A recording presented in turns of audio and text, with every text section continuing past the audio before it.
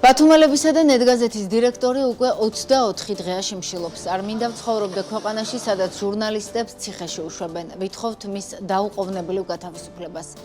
სოლიდარობა და მხარდაჭერა მზეამაღლობელს და თავისუფლებას ინდისის ყველა პატიმარს. გამარჯობა. BMG TV-ზე წერტილის დროა. მე ვარ BMG-ის მთავარი რედაქტორი და ტელეპროექტ წერტილის ავტორი და წამყვანი ჟურნალისტი თელარა გელანტია. პროევროპული პროტესტის 69 დღე ღრმავდება პოლიტიკური კრიზისი, ქართული ოცნება ახალ რეპრესიულ კანონებს ამზადებს, დღითი დღე იზრდება საერთაშორისო იზოლაციის რისკებიც, მოკლედ სულ უფრო რთული ხდება ამ ქვეყანაში ცხოვრება. ქართული ოცნება კი ერწმუნება, რომ დეველოპერული კომპანია MR ჯგუფი ასეთ საქართველოს უძრავ ქონებაში 6 მილიარდი დოლარის ინვესტიციას ჩადებს. ფაქტორები, რატომაც ეკონომისტების და ფინანსისტების ნაწილს 6 მილიარდიანი ინვესტიცია утопია ეჩვენებათ და პროექტთან დაკავშირებით არსებული ყველა კითხვა, რაზედაც ოცნების მთავრობას პასუხი აქვს გასაცემი. ფინანსისტი ნიკოლოზ შურღაია იქნება დღეს წერტილის სტუმარი. მქონდა მოლოდინი, რომ ორშაბათს მთავრობის სხდომა იქნებოდა და კითხვების ნაწილის დასმას მაინც მოვახერხებდით, მაგრამ სხდომა არ გამართულა. სავარაუდოდ ამ კვირაში ოცნების მინისტრთა კაბინეტი არც შეიკრიბება, ამიტომ გადავწყვიტეთ დავსვათ კითხვები, რომლებიც ოცნების მთავრობის ეკონომიკური გუნდის მიერ გავრცელებული პრეს-რელიზებიდან თუ სამთავრობო არხებისთვის მიცემული ინტერვიუების შემდეგ გაგვიჩნდა. სამწუხაროდ უკვე 3 წელზე მეტია BMG-ისთვის სამთავრობო უწყებების წარმომადგენლებთან, მინისტრებთან, მოადგილეებთან, სხვადასხვა ეკონომიკური სიპის ხელმძღვანელთან ინტერვიუები ფაქტობრივად დაიბლოკა, თუ სადმე საჯარო ღონისძიებაზე არ გადავაწყდით, მაგრამ ყოფილა ფაქტები, როცა ანონსებიც დავუმალავთ. პარტიას ისინი მხოლოდ იმ არხებზე მიხავს, სადაც შეთანხმებულ კითხვებს სვამენ და არაფერს სხვას, რაც თქვენ გადასახადის გადამხდელებს გაინტერესებთ. მოკლედ, რა ვიცით საქართველოში MR-ის 6 მილიარდიან საინვესტიციო გეგმაზე ამ დროისთვის. MR ჯგუფის შვილობილ დეველოპერულ კომპანია MR Properties Eagle Hills-თან თანამშრომლობის მემორანდუმი არაბთა გაერთიანებული საამიროების პრეზიდენტის რეზიდენციაში 27 იანვარს გაფორმდა. ჩვენი მხრიდან ხელი ლევან დავითაშვილმა მოაწერა. მემორანდუმი საჯარო არაა ჯერჯერობით, აღსანიშნავია ისიც, რომ ზოგადად მემორანდუმი მხარებს კონკრეტულ ვალდებულებებს არ აკისრებს, სანამ ის კონტრაქტამდე არ მივადა, როგორც იურისტები ამბობენ ხოლმე, მემორანდუმი რბილი დოკუმენტია.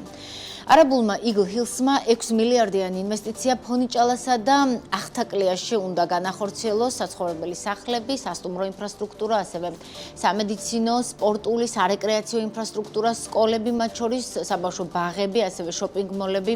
ირაკლი კობახიძის თანახმად მრავალფუნქციური კომპლექსი ამ ყველაფერს გააერთიანებს, ვიცით ის, რომ თბილისთან 590 ჰექტრის ათვისება უნდა მოხდეს, გონიოში კი 260 ჰექტრის. აღსანიშნავია, რომ ამის შესახებ ირკვევა იმ რენდერიდან, რომელიც Eagle Hills-მა გამოაქვეყნა რამდენიმე დღის წინ. რენდერების თანახმად გონიაში განსახორციელებელი პროექტი მაქსიმუმ 15-16 სართულიანი ნაგებობების მშენებლობას ითვალისწინებს, მას ასევე იახტ-კლუბი ექნება. რაც შეეხება თბილისის სამხრეთით მდებარე პროექტს, რენდერებზე მაღალი ინტენსივობის ნაგებობები არც ამ პროექტის შემთხვევაში არ ჩანს. ამასთან პროექტი მდინარე მტკვარზე სისფორმის ხიდის მშენებლობას ითვალისწინებს. პროექტი ასევე მოიცავს მდინარე მტკვრის ორივე სანაპიროზე ახალი გამწვანებული ტერიტორიის და საფეხმავლო ინფრასტრუქტურის მოწყობას. თბილისის სამხრეთით მდებარე პროექტი უმეტესწილად ვილებს დაეთმობა, ასე ჩანს რენდერიდან. როდის შემოვა 6 მილიარდიანი ღირებულების ინვესტიცია საქართველოში, თავდაპირველად ვადებზე ინფორმაცია არ გავრცელებულა, მოგვიანებით კი უფრო მეტი ინფორმაცია გახდა ცნობილი თავად ლევან დავითაშვილისგან, რომელმაც იმედის ეთერში ისაუბრა და განაცხადა, რომ 6 მილიარდიანი პროექტების დაწყებას ქვეყნის ბიუჯეტზე პირდაპირ გავლენა 2026 წლიდან ექნება. მისი მოლოდინია, რომ ეს იქნება 3-5 წლიანი პროექტი და შესაბამისად ყოველი წლის განმავლობაში დაახლოებით 1 მილიარდის ღირებულების ინვესტიცია ჩაიდება საქართველოში. ლევან დავითაშვილმა ისიც დაანონსა, რომ მეტ ინფორმაციას საზოგადოებას უახლოეს დღეებში მივაწვდითო. ქართული ოცნების მთავრობაში ელიან, რომ MR ჯგუფის 6 მილიარდიანი ინვესტიცია წლიურად ქვეყნის ეკონომიკას დაახლოებით 1.5%-ით გაზრდის. BMG-ს ჰქონდა მცდელობა, რომ მეტი ინფორმაცია მიგვეღო ინვესტორი კომპანიისგან, მაგრამ Eagle Hills-მა მოგწერა, რომ საქართველოში მრავალ მილიარდიანი პროექტი ჯერ ჯერ არ წარუდგენიათ. გთხოვთ, თვალყურიადევნოთ ჩვენს სოციალურ მედია არხებს, სადაც იგი გამოცხადდებაო მოგწერეს დეველოპერული კომპანიიდან. რა კითხვებზე გვჭირდება პასუხები ემაარის ინვესტიციასთან დაკავშირებით და რატომ არის მნიშვნელოვანი საინვესტიციო პირობები მაქსიმალურად გამჭვირვალე იყოს ფინანსისტი, ბიზნესის მრჩეველი ნიკოლოზ შურღაია უკვე ჩვენთან არის სტუდიაში. საღამოშტების ნიკამ ძალიან დიდი მადლობა თქვენი დროისთვის. უცხოური ინვესტიციები ყოველთვის გვჭირდებოდა და მით უმეტეს ახლა, მაგრამ ხედავთ რა განსაკუთრებით ბოლო 2 თვეა როგორ იქცევა ქართული ოცნება და რა ხდება ქვეყანაში 6 მილიარდის ინვესტიციის ანონსმა ბევრი სკეპტიციზმი გამოიწვია ბევრში, ბევრი კითხვაც გააჩინა. მოდი დავიწყოთ კითხვებით. თქვენთვის უშუალოდ რა კითხვები გააჩინა, რა კითხვებზე გჭირდებათ პასუხები იმისთვის, რომ ირწმუნოთ ემაარი საქართველოში შემდეგი 3-5 წლის განმავლობაში ჩადებს $6 მილიარდ. გამარჯობა თელარა, მივესალმები BMG-ს მაყურებლებს, მიხარია თქვენთან ყოველთვის ყოფნა. ამ პროექტზე ამას ვიტყვი. პირველ რიგში ფუნდამენტურად რომ შევხედოთ რა მიმზიდველობა აქვს საქართველოს და რა ფაქტორებია, რომელიც ადამიანს აფიქრებინებს, რატომ უნდა ჩავდო აქ ფული და რატომ სხვაგან არა, ეს ფაქტორები ჩამოვთვალოთ. საქართველო არის მეჩხერად დასახლებული, მე ვიძახი რეგიონის სტანდარტებით, მწვანე, წყლიანი, კარგი კლიმატის მქონე ქვეყანა, რომელიც მნიშვნელოვნად განსხვავდება, თქვათ, სპარსეთის ყურისგან, სადაც კლიმატური პირობები საკმაოდ მძიმეა. მნიშვნელოვნად განსხვავდება ირანისგან, პაკისტანისგან, ინდოეთისგან, სადაც არის გვალვები, სადაც ჰაერი არის ძალიან დაბინძურებული, თქვათ, დელიში, ბურუსია ქალაქში და ანუ საქართველოში ცხოვრება ბევრი ადამიანისთვის ამ რეგიონში შეიძლება საინტერესო იყოს, მაგრამ რა თქმა უნდა, ეხლა ბევრი ფაქტორი არსებობს, რატომ კი ან არა. მეორე მხრივ, საქართველოს ყავს მთავრობა, რომლის ვიცე-პრემიერი არის მაგნიცკის სიაში. საქართველოს იურიდიული სისტემის გამართულობა უკვე კითხვის ნიშნებზე ცოტა მეტად მიდის, ბევრი კითხვის ნიშანი არის ამასთან დაკავშირებით. საქართველოს სავალუტო რეზერვები კლებადია და შესაძლებელია მალე უკვე ძალიან მალე ვიხილოთ რეიტინგის დაბლა დაწევა. შესაბამისად და ჩვენი პოლიტიკური ურთიერთობები ძალიან რადიკალურად შეიცვალა, ანუ მივდიოდით ევროკავშირთან ინტეგრაციის გზით და მოუხვიეთ საპირისპირო მიმართულებით და საკანონმდებლო ცვლილებები, რომლებიც 2 დღის წინ გაჟღერდა, მათ შორის, თქვათ, ადმინისტრაციული წესის დაკავების 2 დღიდან 2 თვემდე გაგრძელება, მე ვფიქრობ, რომ ძალიან დიდი განგაშის საგანი შეიძლება იყოს არა მარტო ჩვენ საზოგადოებაში, არამედ გარეშე მაყურებლის ინვესტორის, პოტენციური ინვესტორის თვალსაზრისით. ანუ ეს არის, თქვათ, სურათი. ერთი მხრივ ბუნებრივი მიმზიდველობა, მეორე მხრივ მკვეთრად არასახარბიელოდ შეცვლილი საოპერაციო გარემო, ასე დავარქმევდი. ახლა კითხვები რა გააჩინა გეტყვით. მე აქ გავავლებდი პარალელს ცოტა ხნის წინ, ახლო წარსულში ჩაშლილი ნამახვან ჰესის პროექტთან. ამ პროექტის რა კუთხით? ეს ზუსტად გეტყვით რა პროექტი. ნებისმიერი ასეთი პროექტი არის მრავალწახნაგოვანი, ანუ ერთგვარად, ერთი სიტყვით, კარგია და ცუდიათი არაფერს არ გავარჩევდი. თქვა, ნამახვანის პროექტი ძალიან კარგი იყო, იმიტომ რომ ელექტროენერგიის წარმოება გაიზრდებოდა, ბევრი ადამიანი დასაქმდებოდა მშენებლობის პროცესში და დამატებითი ღირებულება შეიქმნებოდა, შემდგომაც გარკვეული რაოდენობის ადამიანები დასაქმდებოდნენ, ჩვენი ენერგოდამოუკიდებლობა გაძლიერდებოდა. მეორე მხრივ ჰქონდა მას მკვეთრად უარყოფითი ზეგავლენა გარემოზე, როგორც ბუნებით დაცვითი თვალსაზრისით, ასე სოციალური იმ ადამიანების ცხოვრებაზე, ვინც იქ იყო. ისე მოხდა, რომ ჩვენ ისეთი ხელშეკრულება გავაფორმეთ და მე ისევ მართე და არ ვიცი კიდე სასამართლო როგორ წარმართეთ, რომ $383 მილიონი წააგო საქართველომ, ეს თანხა ჩვენ დაგვაკისრა არბიტრაჟმა და ახლა იანვარში შეიტანა უკვე ენკამ ამის აღსრულებაზე პეტიცია ამერიკის სასამართლოში. ძალიან მალე მოხდეს გადახდა ეს ძალიან სიახლე, მალე როგორც სავარაუდოდ იცი, არ გაჟღერებულა ძალიან ეს მალე ხო და რატომ არ გაჟღერებულა ეს კითხვა მაქვს ანუ ჩვენ იმიტომ მოვიძიებთ ვავლებ ამ პარალელს რომ 400-ს ალბათ არც აწყობს ახლა 400 მილიონი დაახლოებით 1 მილიარდი ლარია 4 მილიარდ 100 მილიონი ლარია დღევანდელი კურსით და 400 მილიონი დოლარი ძალიან დიდი თანხა. ეს თანხა არ არის ჩვენს ბიუჯეტში. 400 მილიონი დოლარი ჩვენს რეზერვებს რო გამოაკლდება როგორი ძალიან მძიმე 10%-ზე მეტია ჩვენი რეზერვების. შესაბამისად და თუ წმინდა რეზერვების კიდე 15%-ზე მეტი და შესაბამისად ამ პროექტის პრიზმაში უნდა განვიხილოთ, ანუ წარუმატებელი პროექტის ანალოგია ვიფიქროთ იმ პროექტზე, რა შეცდომები დავუშვით, რომ კიდე არ გავიმეოროთ. ჩვენს მთავრობას გამოუცხადებია, დაუანონსებია დიდი ზარმზეიმით არაერთი პროექტი. იყო ტრამპ ტაუერსების წინა მთავრობის დროს, წყალტუბოს აღორძინების არაერთი პროექტი და არაფერი არ მოხდარა. იყო აბას თუმანი, რომელიც შენდება, მაგრამ ჯერ ვერ ვნახეთ იქ რაიმე ხელშესახები. ანაკლის პროექტი, რომელიც დაიწყე ძალიან დიდი პროექტი და გაჩერდა და ჩინელი და მოდის და არ მოდის და რა ხდება. ქუთაისის ავტოქარხანა. იქვე ავტოქარხანაში ჩვენ უკვე ელექტრომობილები უნდა გვეწარვებინა. აგერ იქვე აი სადაც ამ პროექტის განხორციელებაზეა საუბარი, რუსთავის გზა მე ხშირად მიწევს სიარული, აი ძალიან ცუდ მდგომარეობაში რაღაცა სოფელზე გადის, გზა გაფუჭებულია მუდამ, დიდი ხნის წინ 10 წელზე მეტი ხანია არსებობს პროექტი და იქ ჩანს კიდევაც რომ მიდიხარ, ანუ გადაკეტილია იქ ხიდის ქვეშ გამოვალი და რაღაც, ანუ ძალიან ესეთი გონჯი რამეა ახლა და არა ეფექტური და ეს ვერ გაგვიკეთებია. ხომ მიხვდით, ანუ რაღაცებს ვაცხადებთ.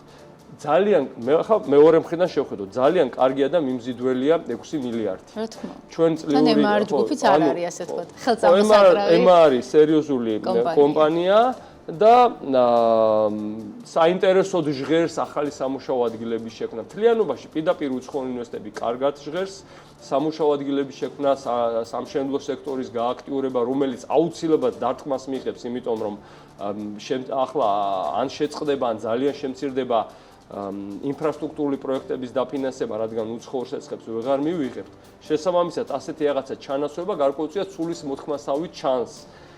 ამავე დროს, მოდით, კარგად დავწონოთ, მეც გავიგე რომ გითხოვიათ ინფორმაცია ეკონომიკის სამინისტროსთან და მეც მიმართა ეკონომიკის სამინისტროს და ვთხოვე ინფორმაცია და ავიცი ძალიან იმედის მომცემად დამპირდნენ რომ მომაწვენ ინფორმაციას პროექტთან დაკავშირებით მეტი ინფორმაცია. რა კითხვებზე გჭირდებათ აი, პასუხები? მოდი ამაზე ვისაუბროთ და იმ რისკების გათვალისწინებით და ასე ვთქვათ, იმ რეპუტაციის, იმ მდგომარეობის, რაც დღეს საქართველოს აქვს, ხედავთ თუ არა რისკებს მათ შორის, რომ აი ინვესტორი რო წამოიყოლოს ქვეყანამ და ბუნებრივია ახლა სჭირდება ქართულ ოცნებასაც ინვესტიციები, დღესაც ერთ-ერთ ახალ ინვესტიციაზე იყო საუბარი ენერგეტიკაში დაახლოებით 400 მილიონზე საუბარი მემორანდუმების დონეზე, რაიმე ისეთ ხელშეკრულებას არ მოაწეროს ხელი, რომ მერე დავზარალდეთ, თორემ რა თქმა უნდა ყველას გვიხარია ხო მინისტრია. აი ჩემი ზუსტად რატომ გავავლე პარალელი ნენკას პროექტთან, ეს არის რომ 100 მილიარდიც არ ჩაუდია ნენკას, არ ვიცი ხა ეს ციფრი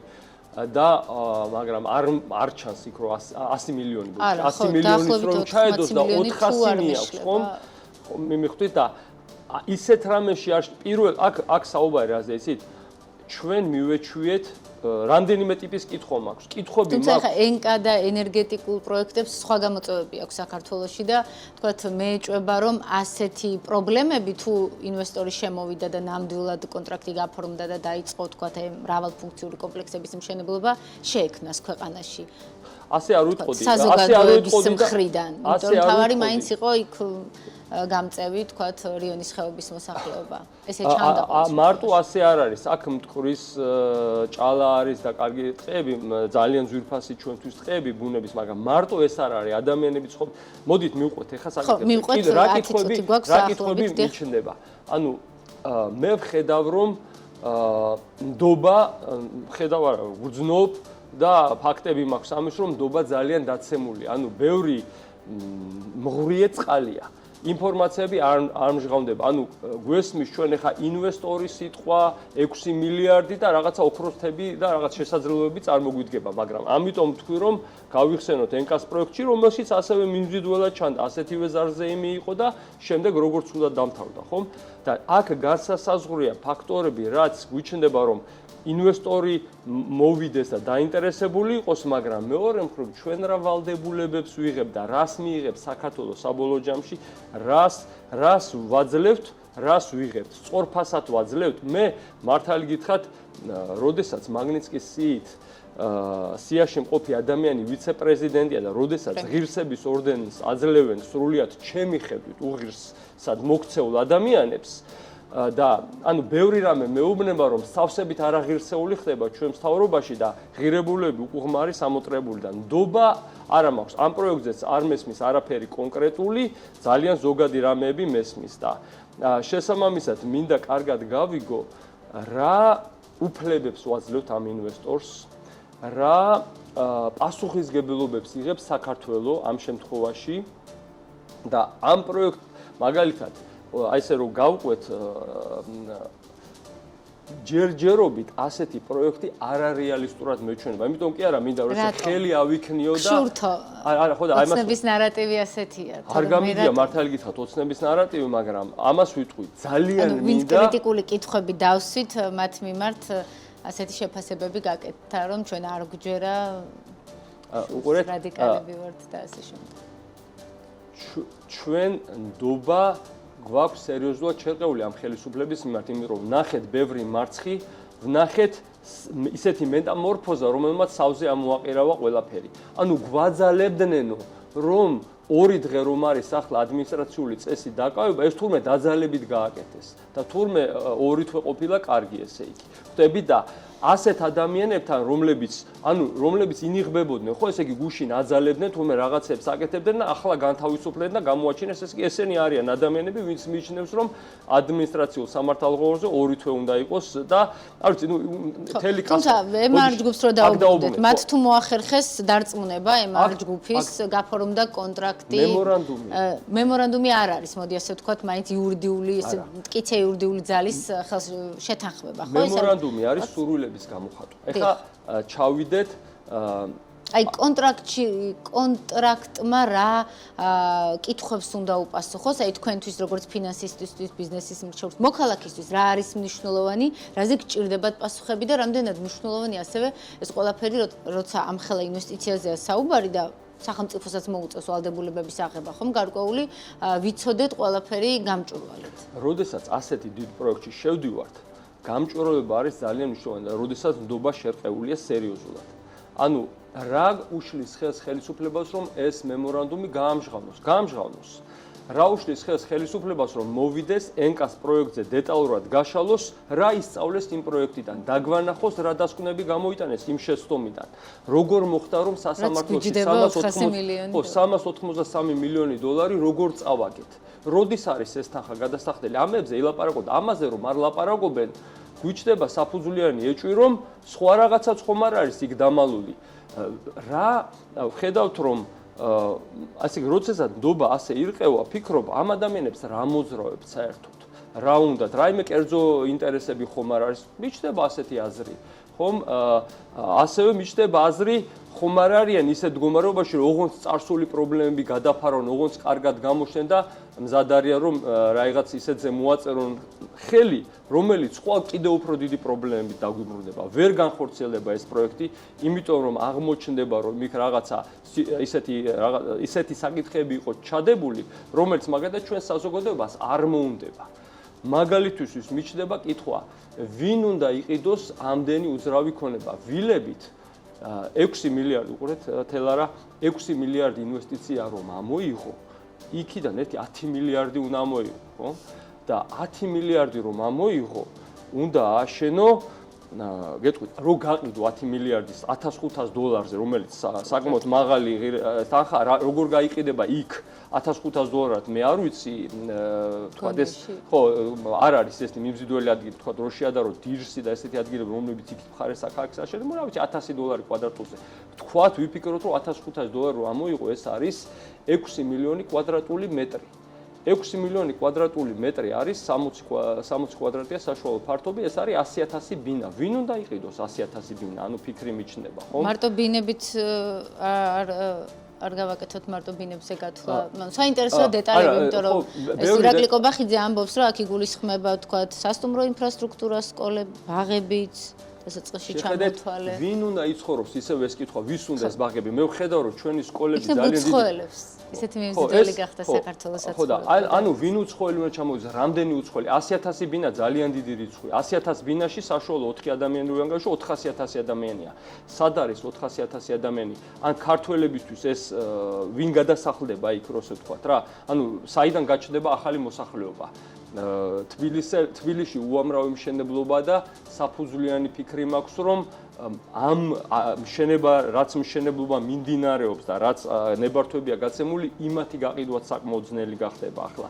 იმიტომ რომ ასეთ არასტაბილურ ქვეყანაში და ასეთ ხელისუფლებაში მე მგონია გემორია სურვილი იმისა, რომ უძრავი ქონება იყიდოს, საგრძნობლად დავარდა და ვინ უნდა იყიდოს ასეთი ქონება? ანუ ძალიან ბევრი კითხვა მაქვს და მკაფიო და ხელისუფლებას ვურჩევ ისაუბროს პრობლემებზეც, გაამჟღავნოს, აგვიხსნას რა მოხდა, რა გაკვეთილები გამოიტანა და ამ პროექტზე ისაუბროს. ისე არ აღმოჩნდეს, რომ ჩვენს მოსახლეობას ძალიან არ მოეწონოს ეს პროექტი ხვალ და შეუძლებელი გახდეს და მეორე მხარეა, რომ მე ვერ ვიჯერებ მაინც იმას, რომ არაბულ მხარეს უნდოდეს 6 მილიარდის აქ ჩადება თუ რაღაცა ძალიან განსაკუთრებულ პირობებს არ მიიღებს, ძალიან განსაკუთრებულ ისე თითქმის გარანტირებულ შემოსავალს, რომ აქ ესეთი ინვესტიცია გააკეთოს. ძალიან მარტივად აგიხსნით. რა შეიძლება იყოს ასეთ ქვეყნებში, ანუ საქართველოში კაპიტალის მომგებიანობა მინიმუმ 20% უნდა მიიღო, რომ აქ ესეთი დაბანდება გააკეთო. მინიმუმ, მაგრამ ასეთ არასტაბილურ პირობებში შეიძლება 25-იც და მეტიც. და უამრავი სხვა ქვეყანაა, სადაც ასეთი ინვესტირება შეიძლება განხორციელდეს და რატომ ირჩევენ ამ ქვეყანას, თუ არა მხოლოდ მისი ბუნებრივი პირობების მიმზიდველობა და აი რა პირობებით უნდა მიეცეთ მას და რა უფლებები უნდა მიეცეთ ამ ჩვენ ტერიტორიაზე, ეს არის ძალიან მნიშვნელოვანი. ხომ არ მოყვება ამას კიდე რაღაც ჩანაფიქრი როგორია, ანუ რა პრეფერენციები შეიძლება ამას მოყვეს და ან თუნდაც რაღაცა ისეთი გარიგებული პროექტი აღმოჩნდეს, არ მინდა ცოტა ისეთი შეთქმულების თეორიისავით არის, მაგრამ მორიგი ენკა მივიღოთ. ანუ რაღაცის გამო ჩაიშალოს, ჩვენ დავჯარიმდეთ და მერე პრობლემები აღმოჩნდეს. ანუ ჯერჯერობით მყარ ეკონომიკურ საფუძვლებს ვერ ვხედავ ასეთი პროექტის, აი დღევანდელი მშენებლობის პირობები როგორც არის საქართველოში, ვერ ვხედავ აქ ასეთი პროექტის განხორციელების ეკონომიკურ მიზანშეწონილობას და თუ რაღაცა კიდე იმაზე მეტს პირდებიან, ვიდრე ვთქვათ ან ქართულ მშენებას ან ვინმე უცხოელ მშენებას პირდებიან თბილისში აშენებაზე, ეს ჩვენ აუცილებლად უნდა ვიცოდეთ. იმიტომ რომ ისე არ აღმოჩნდეს, რომ ისეთი თამასუქი იყოს, ისეთი ვალდებულება აღებული, რომ ზვირად დაგუწეს. საბოლოოდ რო შევაჯამოთ, გვჭირდება ინფორმაცია ხელისუფლებისგან. როგორც წარსულ-დაშვებული შეცდომების ანალიზის დანახვა, რომ გავიგოთ, რომ ამ ადამიანებს აქვთ გაკვეთილებისგან სწავლის უნარი, წარე შეცდომებიდან, რომელიც ჩვენს ქვეყანას ძვირი დაუჯდა, თითოეულ მოქალაქეს, ჩვენი ფულია ეს, რაც მათ 400 მილიონი გადასახელი გაგვიხადეს და შესაბამისად პერსპექტივაში კარგად გეგმოვენ, სწორად გეგმოვენ. ეს ისეთი მასშტაბური პროექტია, რომ ილუზორულია ერთი მხრივ, მაგრამ მეორე მხრივ თუ უნდათ რომ ამის სერიოზულობაში ჩვენ რამენერად დავწმუნდეთ და არ ვიფიქროთ რაღაცა ცუდზე, გვაჩვენონ რასაკეთებია. ხო. ლევან დავითაშვილმა როგორც თქვა, რამდენიმე დღის წინ უახლოეს მომავალში უფრო მეტი დეტალი გახდება ცნობილი, ალბათ ეს დეტალი უნდა იყოს კონტრაქტი, თუმცა ალბათ ჯერ იქნება პრეზენტაცია, ვიცით რა როგორ ხდება ზოგადად და შემდეგ შეიძლება თვეები გაგრძელდეს სანამ კონტრაქტამდე მივა. მით უმეტეს როცა ასეთი მსხვილი ინვესტიცია, როგორც ვიცი, სახელმწიფოც ქირაობს ზოგადად არა მარტო თავის იურისტებს არენდობა, ასე ვთქვათ, მარტო სამინისტროს იურისტების დონეზე არ წყდება ეს ამბები და საერთაშორისო იურიდიულ ფირმებს ქირაობენ ხოლმე, რომ მე ვთქვათ, თუ ცუდად წავიდა საქმე და მაგალითად ინკას შემთხვევა რო გვახსოვს, არბიტრაჟში როცა მიდის რომ სახელმწიფომაც თავისი უფლებები დაიცვას, მაგრამ მაინც იმედი ვიქონიოთ, რომ ეს ინვესტიციაც რეალური იქნება და რაღაცნაირად არ ვიცი როგორ, მაგრამ ქვეყანაში სიტუაცია გამოსწორდება. ძალიან ცოტა დრო გრჩება და რადგან აქ ხართ და რადგან გუშინ გახდა ცნობილი, რომ მიხეილ ყაველაშვილმა პარლამენტს ეროვნული ბანკის საბჭოს წევრობის 4 კანდიდატი წარუდგინა, მინდა გთხოვოთ შეფასება იმ ჭრილში, რომ როგორც ნახეთ, ჯერჯერობით მათი მოსმენა პარლამენტში არ ყოფილა, მაგრამ აი ამ 4 კანდიდატიდან 3 არის ეროვნული ბანკის მოქმედი თანამშრომელი, ერთი არის ყოფილი მინისტრი სოფლის მეურნეობის ოთარ შამუგია. როდესაც ამდენი კითხვებია ეროვნული ბანკის მისამართით, მის დამოუკიდებლობასთან დაკავშირებით, ჩვენ გვახსოვს ასევე IMF-ის შეფასება და კრიტიკის საგანი სწორედ ეს იყო, რომ აუცილებელი იყო ეროვნული ბანკის საბჭოს წევრების დამოუკიდებლობის გაზრდა, განსაკუთრებით არააღმასრულებელი წევრების, რომ აღმასრულებელი ვიცე-პრეზიდენტები, ასე ვთქვათ, კარგად გაეკონტროლებინათ. რას ნიშნავს ეს გადაწყვეტილება? დავიჯეროთ, რომ მიხეილ ყაველაშვილმა დაიარა ეროვნული ბანკის შეოთახები და იქ შეარჩია ეს კანდიდატები მაინც და მაინც თუ მე არავითარი ნდობა არ მაქვს მიხეილ ყაველაშვილის კვალიფიკაციისადმი, რომ მან კარგი სპეციალისტები შეარჩიოს და დამოუკიდებელი სპეციალისტები. ეს არის ტრენდის გაგრძელება, რაც ეროვნულ ბანკში ხდება ბოლო წელიწადია და შეიძლება უფრო უარესისკენაც. არ მინდა რომ უარესზე ვიფიქრო, თუმცა არაფრით იმისგან გამორჩეული არ არის, რაც წინა გადაწყვეტილებები იყო და შედეგებიც უკვე ჩანს. პრინციპში ჩვენ არ გვაქვს საერთაშორისო სავალუტო ფონდის პროგრამა, ეს პრობლემად რჩება და უფრო აქტუალური ხდება ასეთი მაგნიცკის დაჯარიმებული მთავრობის პირობებში. ჩვენ რომ რამე გაგვიჭირდეს, ვინ მოგვეშველება, კიდევ უფრო ცუდად ჩანს. და ამას გარდა ვთქვით, რომ ადრეს მithkomს და გავიმეორებ, რომ არ მიმაჩნია ახლანდელი ეროვნული ბანკის ხელმძღვანელობა არც კომპეტენტურად საკმარისად და არც საკმაო განსჯისა და დამოუკიდებელი აზროვნების უნარის გამოვლენის მქონედ, რომელიც ქვეყანას ძნელბედობის ჟამს კარგად ქვეყნის ამ უმნიშვნელოვანეს ორგანოს კარგად გაუწყობა. შესაბამისად, ცუდი ფიქრი მაქვს იმაზე, რომ ეს კრიზისი რომ გაღრმავდება, რაშიც ახლა შევდივართ, როგორი იქნება ჩვენი ვალუტის კურსი, როგორი იქნება ჩვენი ბანკების რეგულირება, როგორი იქნება ამ ფულად საკრედიტო პოლიტიკის შედეგები, ინფლაცია როგორი იქნება. ვფიქრობ, რომ საკმაოდ მაღალ ინფლაციას და ფასების დასს უნდა ველოდოთ. შესაბამისად, ჩემი დასკვნა ასეთია, დღეს ჩვენ ვართ შავ ზოლში, აუცილებლად გამოვალთ აქედან ჩვენი მოთმინებით, ჩვენი სიყვარულით, ჩვენი სიმართლით და სიმამაცით. საზოგადოება, ქართული საზოგადოება მე მჯერა, რომ ქვეყანას, რომელმაც რუსთაველი დაწერა მე-12 საუკუნეში და ის იყო მზითებში გასატანებელი წიგნი და ამან ქართველების თაობები, ათობით, ასობით თაობა გაზარდა და ეს ჩვენ დნმ-ს დონეზეა ჩადებული. ჩვენ ერი შევძლებთ ისეთი ქვეყნის აშენებას, ჩვენი დამოუკიდებლობის დაბრუნებას და ისეთი ქვეყნის აშენებას, რომელიც მთავარ ზრუნვის საგნად აქცევს ადამიანს. და თითოეულ ადამიანს შეუქმნის შესაძლებლობას, რომ იპოვოს თავისი დანიშნულება ამ სამყაროში და ემსახუროს, განახორციელოს ეს დანიშნულება უსაფრთხო გარემოში. ამავე დროს მანამდე მოგვიწევს ძალიან ბევრი გაძლება, მოთმინება, შრომა, გამბედაობა, ისევ სიყვარული და სიმართლე. სიმართლეს ეთყობა, კი არა და არაფერი არ ეთყობა, რომ უკან დახევას აპირებს ჯერჯერობით. ჩვენ გვითხოვს ადრეც, რომ ასეთი რაღაცები უცბად ხდება, ძალიან უცბად იშლება. აუცილებლად დამარცხდება რუსეთი, ფორმა ვნახოთ როგორი ექნება ამას, მაგრამ რუსეთი არის ტექნოლოგიურად ჩამორჩენილი და სულიერებისგან დაცლილი ქვეყანა. მე ქრისტიანულ ქვეყანად რუსეთი არ მიმაჩნია. ყველაფერი არიან გარდა ქრისტიანობისა, ფარისევლობად არიან ქცეული. მათი პატრიარქი ჩემი აზრით და ინფორმაციით ბევრ რომელიც მაქვს არის სუსის აგენტი თუ რუსეთის უსაფრთხოების აგენტი დიდი ხანია უკვე და მის ქცევასაც არაფერი ეტყობა ქრისტიანობის შესაბამისად და ამ ქვეყნის ქცევას მთლიანობაში არ ეტყობა არაფერი. სამწუხაროდ ბევრი რამე ჩვენს ქვეყანას გადმოედო და ეს შავი გზა უნდა გავიაროთ, მაგრამ დამარცხდება რუსეთი აი ამ სიძნელეების გამო და ჩვენ ყოველთვის მაშინ გვეძლევა შანსი, როდესაც რუსეთი მარცხდება. მაგრად ვიაროთ და ისეთ მაგარ ქვეყანას ავაშენებთ, როგორიც არასდროს არ გქონდეს ამის რწმენა. მადლობა დიდი თქვენი ინტერვიუსთვის. წერტილი დღეს ამით დასრულებულია. ჩვენს კითხვებს ფინანსისტი, ბიზნესის მრჩეველი ნიკოლოზ შულღაია პასუხობდა. მე ხვალამდე გემშვიდობებით.